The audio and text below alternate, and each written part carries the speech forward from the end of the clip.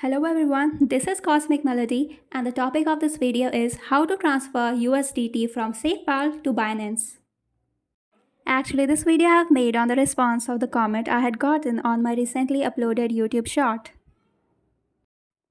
But I had to remove that comment because it was containing a 12 phrases key, which I don't know was the actual one or not, but still for the safety I had to remove it.